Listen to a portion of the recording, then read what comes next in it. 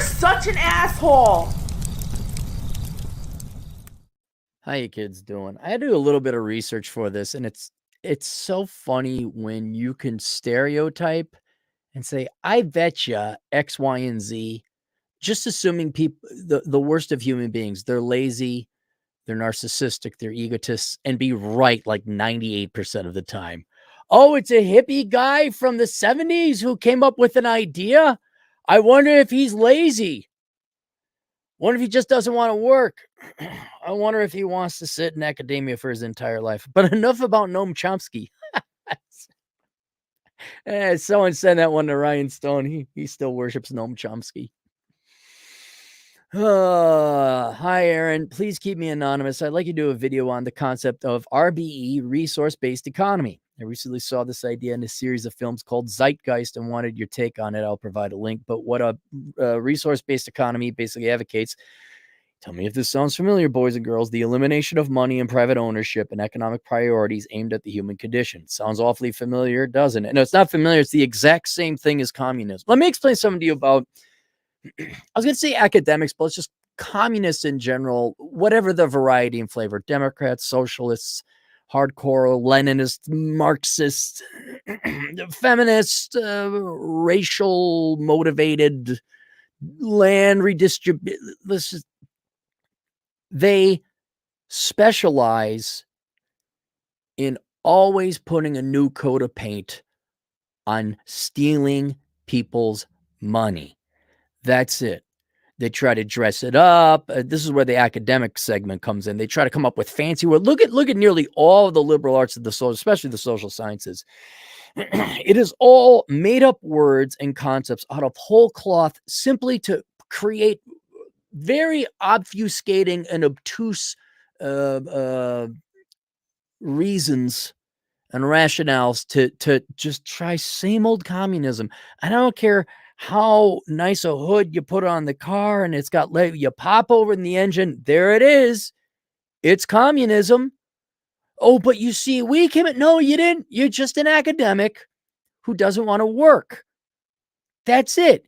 You're a lazy, worthless. You're worse than worthless. You're parasitic. You want other people to work so you don't have to. You're a slave master in that regard. You're okay partially enslaving other people to while you sit there and pontificate on your lofty theories. Oh, we're going to come up with a new word, a new thing. And at the end of the day, I don't care if it's diversity and inclusion, which I guess is the more modern one, or, oh, we'd have to go back, oh, the environment or this or that. This is why I always point out, does their solution require more of other people's money? It does. I don't need to look under the hood. It's communism. That's it. And this is a thinly veiled one. Oh, it's just resource-based economy. And it's like word for word communism. So it's exactly the same thing. It also aims at entirely recreating infrastructure. Oh, that's good. Waste the hundreds of trillions of dollars we spend on the infrastructure now. Don't repurpose it or reuse it. No, you got to recreate the whole darn thing.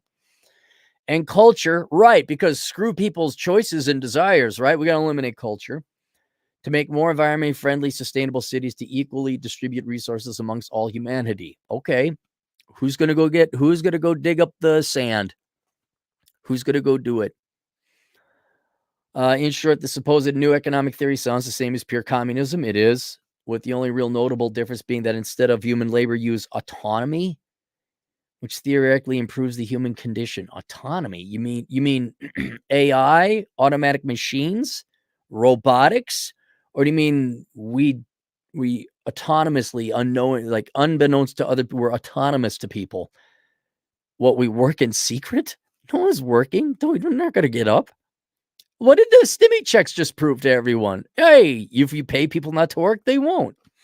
Now here are all these employers, half of which of you voted Democrat.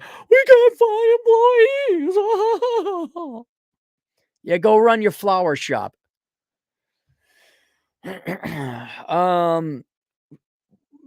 What theoretically improves the human condition? I don't even know. While I do agree we possess the technology to do so, we definitely don't have the money to. I ask you this, who's gonna build the robots? Who's gonna program the robots? Who's gonna maintain the robots? Who's gonna dig up the, uh, metals and refine the metals to build the robots? At least you need this initial army of robots, right? So we gotta have human labor there, and then you're gonna have what other robots create the new who's gonna program the robots? What if society changes their desires? Oh, we gotta they wanted red shirts, now they want blue shirts. Are you just all gonna tell everyone they're gonna have red shirts and you can't have any other color of shirts? The movement also ignores financial incentive as a means of establishing this economy. In the first place, it argues that humans will naturally want to contribute to it once they learn it is an economic system with human priorities first instead of profits. No, no, they won't. You're not going to get lazy liberal arts majors, the social science majors, or welfare bums, or just even rank and file conservative Republicans. If you don't pay them, they're not going to work. I don't know if I've always advocated this. Why don't you just try it on one country? Oh, we did Venezuela. We'll try it on another one, Cuba. We'll try it on a third one. Okay, California. I don't know. Just keep trying it. And when you communists have a working model, let us know. I've pointed this out before. They can't even get remember every once in a while there's like a sandwich shop or a coffee store and it's a Marxist or a self-employee owned and there's no rules and no wage and people can pay what they feel is necessary and they all last a year, if that. Heck, there was that place called Bites in Minnesota. The Star Tribune and the Pioneer Press, those are the two main papers in the Twin Cities. They had to go and get a bunch of wet vacs because all the journalists got so wet over the prospect that this guy was paying a living wage. They couldn't write enough articles. This guy could have gotten enough free press. Still belly up in 8 months. Like when you guys can get a communist coffee shop to work or a communist city, all right, let me know. But as far as I can tell with communist cities, everyone's just pooping in the streets. Seattle, Portland, San Francisco, LA, Chicago and Milwaukee. Are you guys getting in there? You getting a little on that fecal action? Are you adult Democrats pooping in the streets there too? That's all I keep seeing is okay, we'll try our micro experiment with American communism. All it ends up is adult Democrats pooping in the streets. All it keeps ending up that way. I'd like to see this utopia. And this is the picture when you search resource-based economy. There's an institution, a nonprofit that, that's there. That doesn't look Orwellian. That doesn't look like a 1970s movie nightmare, does it? That's where you think it's going to be. And I'm like, okay, well, who's going to do the heavy lifting? Oh, not me. I'm the big communists are the classic. Well, I'm kind of the big idea guy.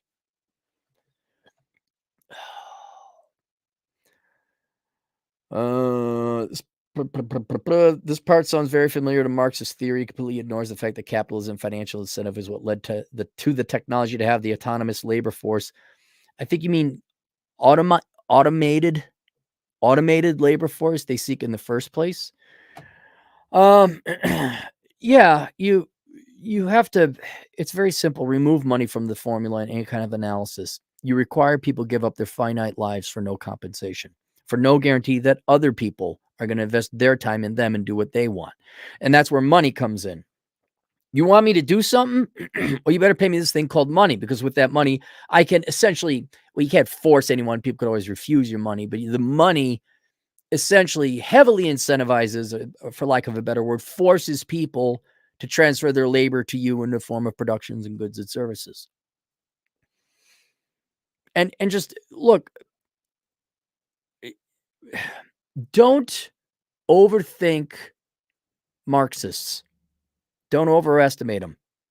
They are really at not even third grade. Third grade, well, that's not fair, Johnny. I did all the work, but Johnny got more, I don't know, jelly beans than me. I mean, you're aware of things when they're unfair, especially if you got siblings and you go and fight over it.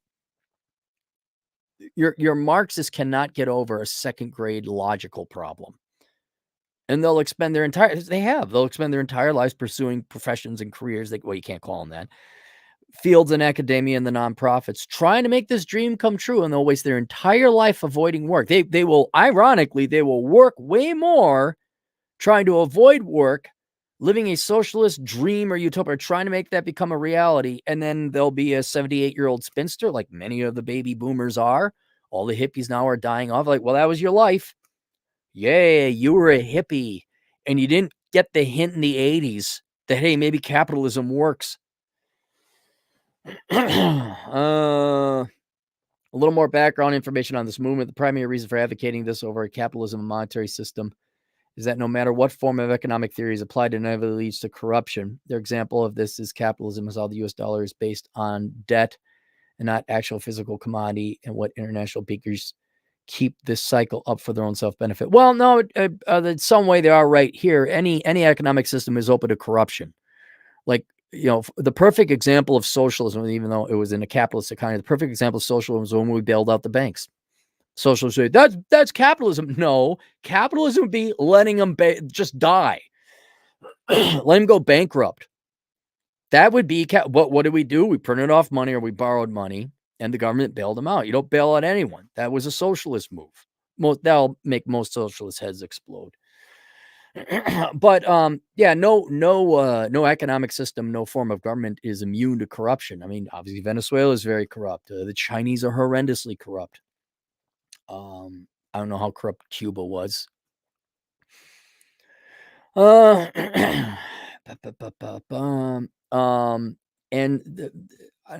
the US dollar is based on debt. No, it's not based on debt. I've never agreed with, it's backed up by debt. No, it's not. It's not backed up by debt. It's backed up by the productive capacity of the American people. Ultimately, that's what it's backed up by. International bankers, I don't keep this cycle up. This starts to sound like alien conspiracy theory, which is true to an extent when you look at institutions like the Federal Reserve. Yes, they play hanky-panky with currency, which is, again, who's playing hanky-panky with the currency? The government is. You had one job, government. Keep a stable currency. That's it. Don't print off more. GDP goes up by 5%. Print off 5% more money. That's all you have to do. No, you couldn't even do that. International bankers like the Federal Reserve. You mean the government? It's private. No, it ain't. No, it's not. However, they fail to mention things like the gold standard giving the dollar value, or high taxation for government giving little incentive for production. I know. They understand that. They don't want to listen to it. They also make the argument that human nature doesn't naturally make humans competitive. Yes, it does, but rather conditioned human beings. No, limited resources make humans competitive, which is hard to believe when you look at the past century. My question to you is, am I too quick to label this as just another form of disguised communism? It's not even disguised. Are my instincts correct? No, look, I don't care what color they painted the machine. I don't care what shiny tires they put on it. Pop up the hood. We don't have to work, and we take there's no private property. There's no ownership. You don't own your own life in your own time. That's communism. Oh, so if I work, I don't get to keep the fruits of my labor? Guess I'm not working. Slam the thing shut. You're dealing with a second grader. Goodbye. And the only way you can argue with them is like, well, why don't you try and get a sandwich shop to run successfully? Why is California not successful? Why don't you try and work on a municipal level? Just get one city to run communistly, or a small country. Why don't you just give it one shot? There's got to be at least 24 or 20 of examples of communist countries throughout history where they tried it. It's kind of what the American experiment was about. Well, okay, you can have gun rights and abortions and this, and you can have low taxes and that, and you could be California, have adult Democrats pooping in the streets. You can have your communism. I mean, all I'm asking is that instead of like having it applied to an entire country or an entire world, could you just common sense? Hey, maybe we ought to trial run this vaccine. Hey, I built a plane. Hey, maybe we should get a test pilot or two, make sure it flies. No, let's make everyone fly in this plane. And just that's a fair request. Like, look, every time you guys try it fails. So stop calling it a new euphemism or phase. It's communism. So what's different this time? All right. Well, why don't you try it over there on that group of people and see what happens? Oh, the plane crashed again. Like you have every like. How about before you roll it out? Let's see if it works first, or if it kills everyone again. I will say, in defense of communism, I do like skinny women. I do like being a thin woman. I like the thin gals. Yep, every guy does. So there's a positive side, gentlemen. Lizzo or Lizzo would not be a thing. Might be a very great vocalist, still a very good musician. You should be thinner.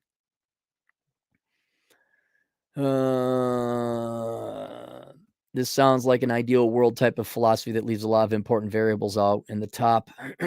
Yeah, the Venus Project. You link to the Venus Project, same thing.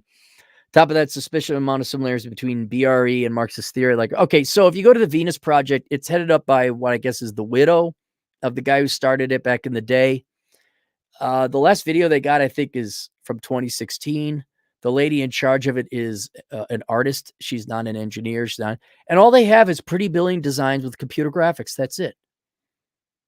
And they're both hippies. I don't know what. Okay, lady, waste your. She's gray hair, got the glasses.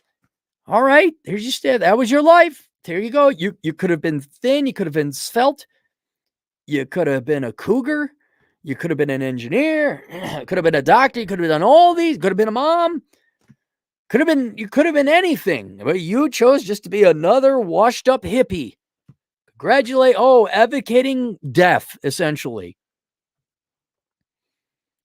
So there you go.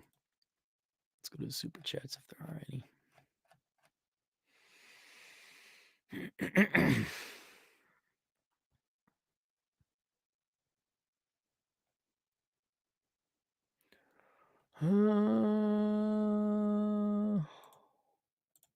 There we go. Ray John. Hey, what's up, Ray John? $2 Cappy, are you root beer floated? No, I'm not. I never will be. Unless like I'm really old or frail. And I'm not against it like down the road, like after they perfect it.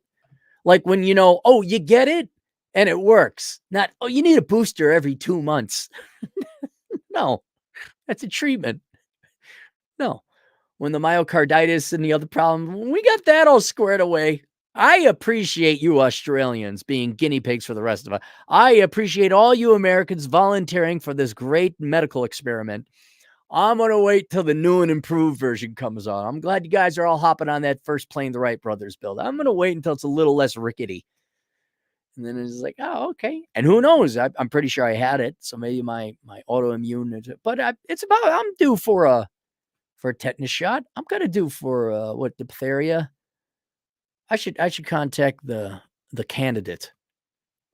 She might know what kind of. Yeah, I'm not against getting a shot. I'm not against the root beer float. I just want the new and improved. I want the time-tested root beer float formula. Boom. There we go. All right. See you guys later. Toodles.